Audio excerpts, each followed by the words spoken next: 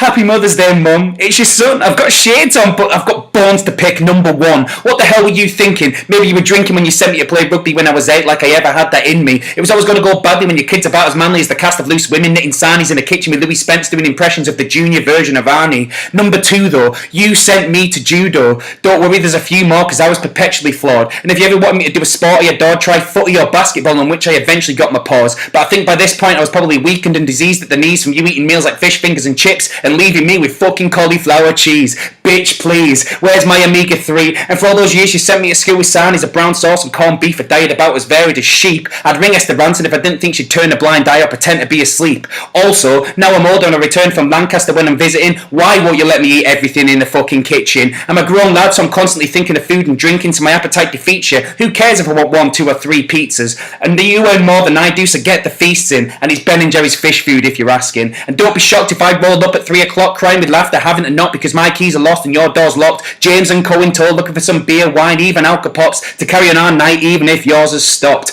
I'm 25, Mum. I'm sorry, but, well, I'm not. I'm your bundle of joy. I'm your full-grown baby boy, and how the hell can I make noodles if you don't bother buying me soy? Your selfishness doesn't just get me annoyed. Bouts of depression to deployed when you complain about my noise or the fact that I'm dancing with my 2-year-old sister to the Killing in the Name of fuck you bit when it was you that wanted me to look after my sis. You know I can't be trusted when it comes to music, and you know I can't be brushed if I'm taking a shit, but it was you that made me this concoction of DNA that's locked in, free to make my own options and decisions with a relatively sensible head screwed on. So, thank you, Mum, for the 99.99999% of recurring of the time. Have a terrific Mother's Day, and can we go on Indian because I'm absolutely starving.